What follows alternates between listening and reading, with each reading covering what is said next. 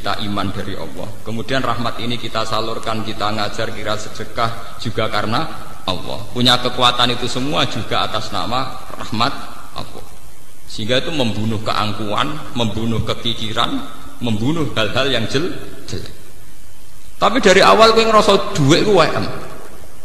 Ketika sedekah ning wong ya ngrasa wong utang jasa mbek kowe, mengko dhuwit ku jare wae. Wong iku utang jasa ning ku.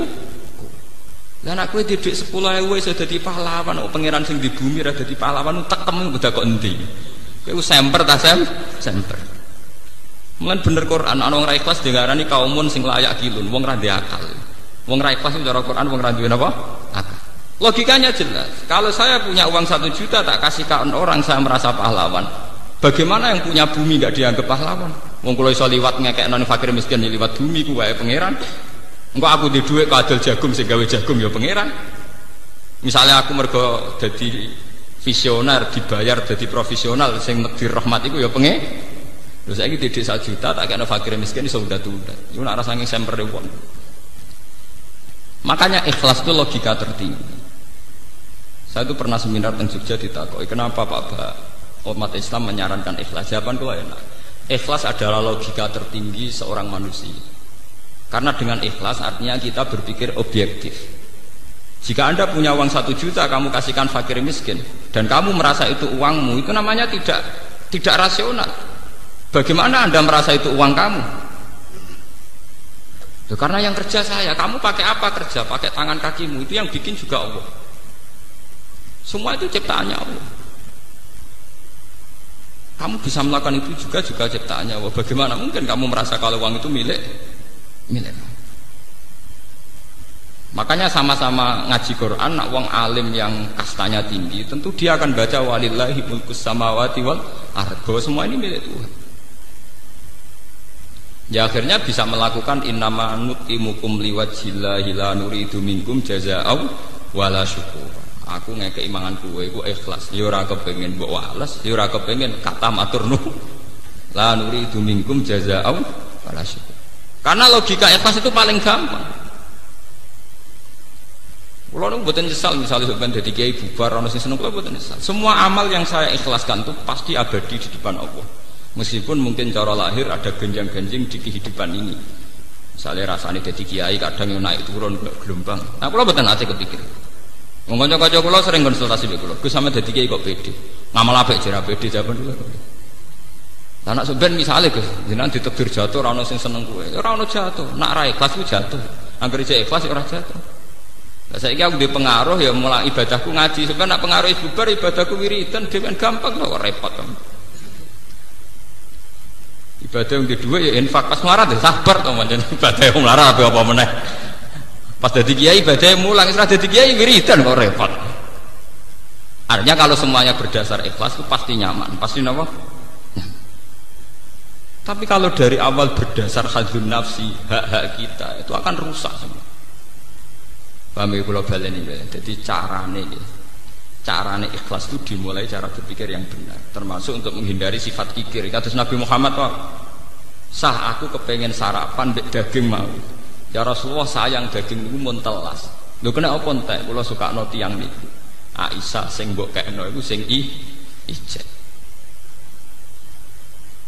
Sehingga dulu sahabat itu nak ana perang atau napa-napa nu cepet-cepetan berlomba ngekeki. Mergo jare ben ijek. Ben apa? Ben ijek. Iki jenenge lantana al-birra hatta tunfiqu mimma tuhibbun. Sahabat Tolha suge-suge sahabat, duwe perkebunan kurma paling disenengi. Ketika ana ayat lantana al-birra hatta tunfiqu mimma tuhibbun. Kowe ora bakal entuk keapian nganti sedekah barang sing paling mbok senengi. Niku mikir, kebun mana yang paling dia senengi. Barang wis ketemu Bairuha niku terus ya Rasulullah Bairuha niku kebun kurma paling kula senengi, kula sakno jenengan. Nah saiki kan gak apa sudah kok golek sing paling ora disenengi. Misalnya wedhus golek sing kuru, paham ya? Duit golek sing receh. Ya kan terus kualik kabeh. Ya karena dari awal itu nganggep sedekah itu yang abadi. Berarti nak sing tak kekno barang paling apik kok sing abadi tak panen ning akhirat ya barang sing paling napa? Karena konstruksi pikirannya sudah benar, otaknya sudah benar, paham ya? Tapi kita kan boten nganggep yang kita kuasai itu yang masih, yang kita kasihkan orang yang hilang. Begitu juga Nabi Ibrahim, terus Abu Bakar, Sayyidina Umar, orang-orang soleh itu begitu. Kalau berani malah, jadi masalah cara berpikir itu kita harus anut Rasulullah. Di misalnya Nabi itu nganggep sholat itu istirahat, nganggep tidur itu kodrat manusia. Jadi tidur yang dianggap problem, bukan sholat yang dianggap apa? Sehingga coba zaman delok teng Quran, tata jafa junubu, mereka mengangkat lambungnya, ngangkat songko tempat tidur, anil madoja. Lho bahasa Arabe nggon turu ora jenenge nggon turu. Nggon turu artine nggon setengah mati, nggon wong aras-arasen, nggone wong kukar. Sementara sholat itu satu pesta dengan Tuhan, satu komunikasi dengan Tuhan, Raja alam raya ini. Wong kowe ketemu presiden bangga mrakaruan. Mestinya cara logika kita, lo sholat itu harus kastanya tertinggi karena tempat di mana saya munajat be pangeran, komunikasi be pangeran. Sementara ranjam statusnya mau tempat tidur, tempat arasan. Dengan logika ini kita mudah sekali mengorbankan sing jenenge tempat tidur demi sholat. Paham ya? Nah, tapi itu dari awal cara berpikir orang ngono. Jak ngantuk ana adzan. Waduh. Wayahnya pisan. Oh, dua setengah munafik. Itu dalam terminologi Quran bahasa ekstrimnya itu setengah munafik logika begitu. Itu yang disebut Quran wa idza qamu ila sholati qamu kusala. Wong munafik ku salat tapi rasa-rasen. Jadi nak salat yo ana rasa-rasen ku ana semi munafik lho cara Quran. Lho niki tenan. Iku wonten ayate. Nggih wa idza qamu ila sholati qamu napa kusala. Supaya kamu tidak munafik nak salat kudu trengkinas karena kamu anggap itu pesta. Satu kehormatan di mana kita hanya seorang hamba diberi hak komunikasi dengan Allah Raja alam ini. Ya cara berpikir diulang-ulang, kados kula harus diulang-ulang terus. Ya Allah, saya sedang komunikasi dengan Engkau Raja alam ini. Engkau adalah zat paling penting dalam kehidupan saya. Engkau adalah zat paling penting dalam kematian saya. Sehingga diulang-ulang. Dan itu yang dilatihkan Nabi Ibrahim kepada semua umat. Ini ku inna sholati wa nusuki wa mahyaya wa mamati lillahi rabbil alamin. Ya Allah, Engkau zat terpenting.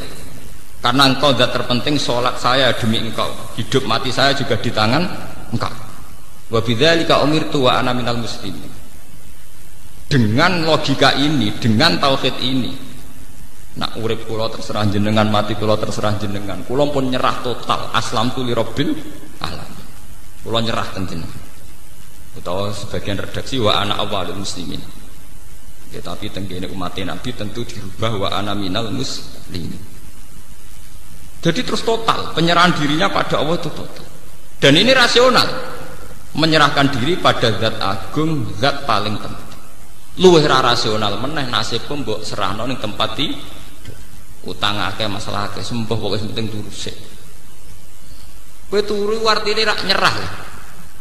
Semua badan kamu, akal kamu nonaktifkan, mbok offno, mau mbok pasrahno tempat tidur.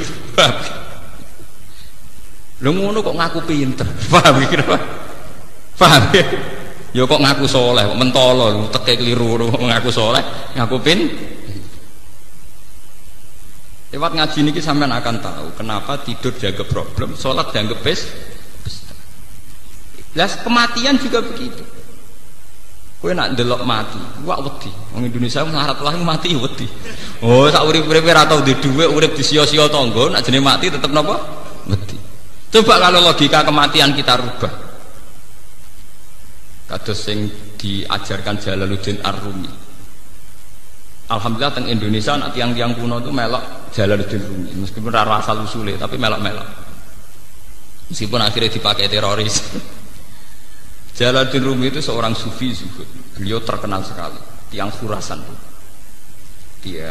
Beliau itu hasil muridnya banyak, beliau pengaruhnya besar. Beliau saking senangnya Allah itu punya tarian isek yang disebut tarian apa? Rumi. Jadi nyanyi wiridan-wiridan sambil apa? Nari. Alhasil suatu saat mau tiba ajal, terus murid-muridnya nangis. Ditakoki Jalaluddin Rumi, "Kowe kenapa tuh nangis?" "Saya tidak bisa bayangkan jenengan mati meninggal. Berarti jenengan terpisah dari kita. Jari-jari Rumi nangis, gue keliru, gue goblok. Kematian itu adalah hari pesta, malam pengantin itu. Jadi pertama sing istilah kematian itu pengantin sini Jalaluddin Rumi.